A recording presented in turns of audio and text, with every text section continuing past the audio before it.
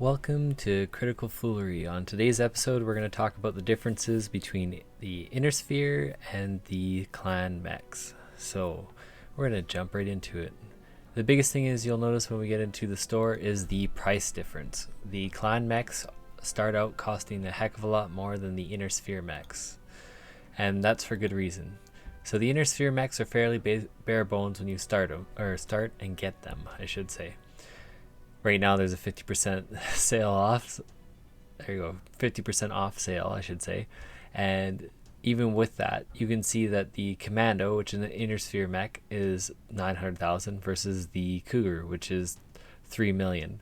And the reason for that is that the Commando, when you click on it and you go into the Mech Lab here, you'll see that it doesn't come with really anything. It's just standard equipment, standard armor, heatsink, structure, a standard engine, and all that.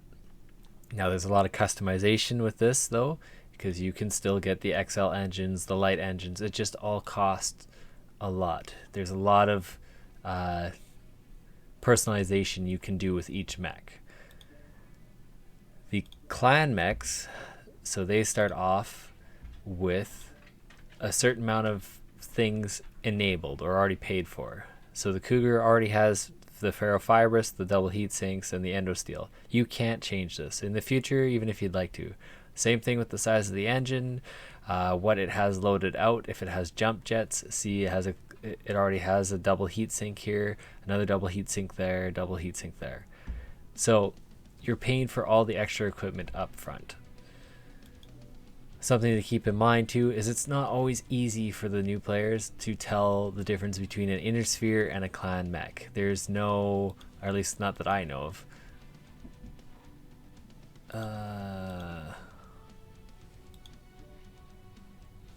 Yeah, so it's just sort. Does this change it at all? No, it doesn't change it. So it's separated by division, but knowing the difference between Inner Sphere and clan mechs, there's a few different ways to tell. Anything that has a 2C, like a double IC is what it looks like, is a clan mech. That's one way to tell. That's a clan battle mech. For the Omni mechs and the other stuff, the paint scheme, there generally tends to be a very metallic and then green at the start, as you can see here, versus the Commando that's a very matte paint job all the way across. The other way is when you hover and you see that there's a C in front of the SRMs or the Ultra Autocannon or the ER Large Laser. That is normally a giveaway too that is a clan mech. So keep that in mind when you're doing that. It's something that until you either really know the lore or not, that's when you start to understand and figure out which mechs are what. Because after going through this quite a bit, you're like, okay, I understand that, you know, the Mist Lynx is a clan mech, and you can go on and check it right away. The other thing is that the differences between what's available to each type of mech in the sense of Inner Sphere versus clan. So we hop back in the Mech Lab here. Now, as we mentioned, they come standard, and we go over the engines here. Inner Sphere have three different types of engines. They have the standard engine, the XL engine, and the light engine. Okay? Their weapons also differ slightly. They have regular lasers, extended range lasers, pulse lasers, which are all pretty well the same, except for the just standard lasers. And then they're different versions of PPCs. The clan mechs don't have this. Missiles, the clan mechs don't have MRMs or the rocket launchers. And for the ballistics, the clans don't have the different variations of gauze rifles. And I think that's about it.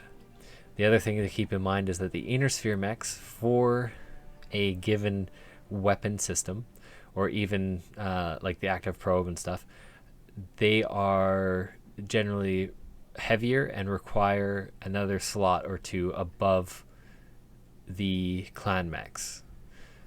So keep that in mind when you're planning on buying Inner Sphere mechs, depending on what your weapon loadout is and what you want.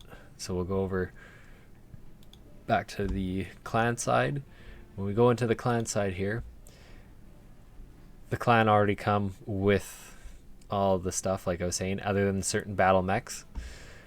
But as you can see here, the clan's differing weaponry here is the heavy lasers, and they only have one ERPPC. Okay. That being said, all their stuff requires a lot less slots and a lot less tonnage.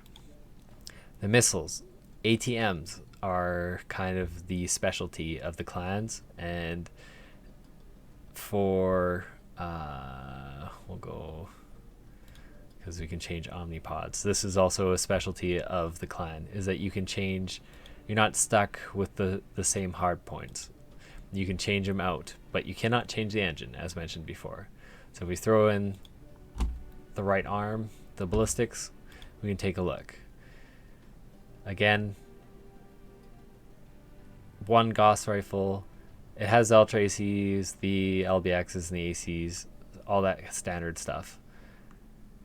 It's just everything is a lot lighter, requires less slots, and for clans, they generally hit, like they have a longer range, but they take longer to deal the same amount of damage depending on the weapon system. They also generate more heat normally. So as you can see, that pretty much gets into that pretty good. For heat sinks, the clan double heat sinks only require 2 slots and 1 ton, where the inner sphere double heat sinks require 3 slots and 1 ton. So when you start getting down on a critical slot or amount of slots left, you have to keep that in mind for the inner sphere side. The LRMs also fire differently, and that is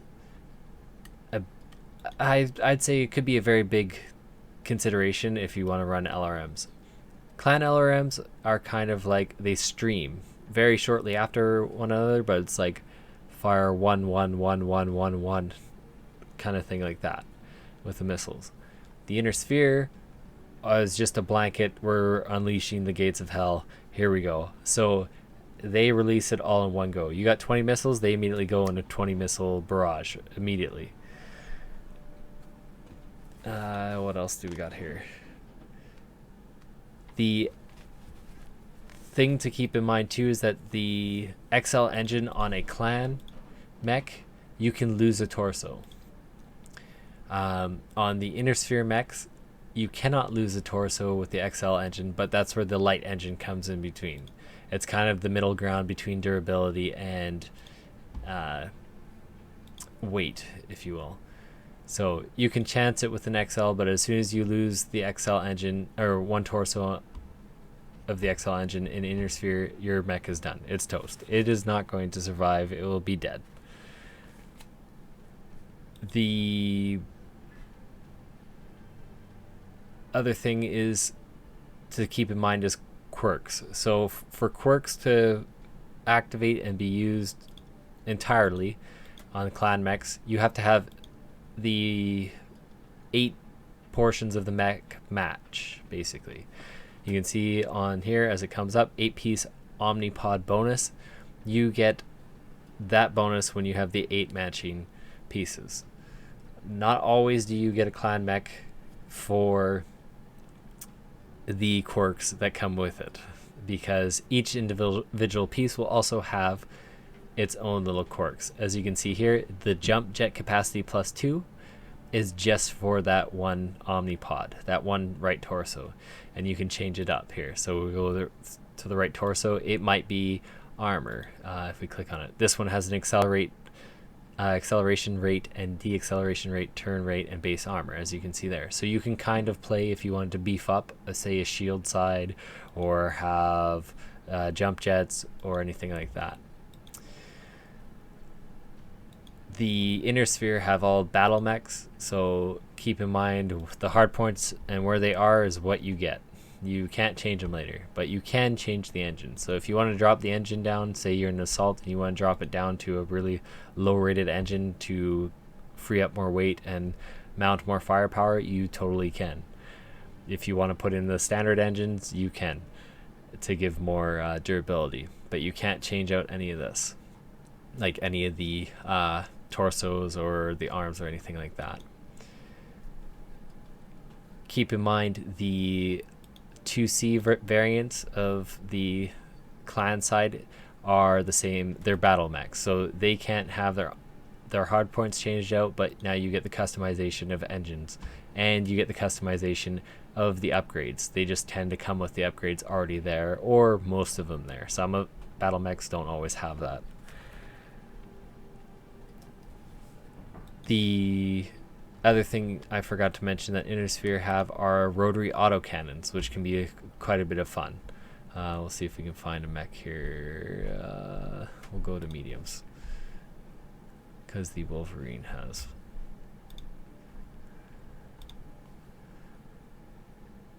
So, generally too, in a plain sense, Inner Sphere mechs are heavier, or sorry, more durable. They last longer because of their quirks and stuff. They just generally have more armor, but they tend to be slower because they have standard engines, or they can't go quite as high of an engine rating, all that kind of stuff. Clan mechs are faster, have more weight available because they have all the upgrades, and depending on when you get it higher up, they have more slots available, but they can also be limited in slots and limited in what they can do. So if you like building something from the ground up, the Inner Sphere might be better. It just depends on your play style and what you'd like to do. Clan mechs are generally more mobile, more jumpy, and can carry a fair bit of armament, but they also generate a lot of heat. As you can see here, we have the rotary autocannons, the different levels of Gauss rifle, but everything requires a fair bit of slots, and the tonnage is higher than the clan side. And I think that covers pretty well everything I can think of, because it's a good starting point to kind of see the nuances in between the Inner Sphere versus clan mechs.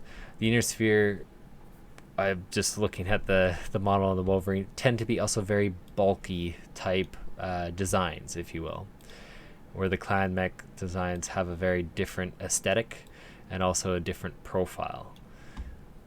Not that being said, not all of the mechs, like on the Inner Sphere side, are bulky, and not all of the clan mechs are sleek designs. So the difference between a hunchback 2C and a normal hunchback, like they're pretty bulky, both Inner Sphere and clan side. Anyways, I hope this helps out. This is part 1 of things to know as a new player, and we'll release a new one some point in the future. If you found this useful or want to share it with somebody to help them out, maybe some new players coming in, or anybody that's looking to join that might need a little bit of a hand in the sense of just checking out the game, please don't forget to comment and share it and help people out. Thanks for watching.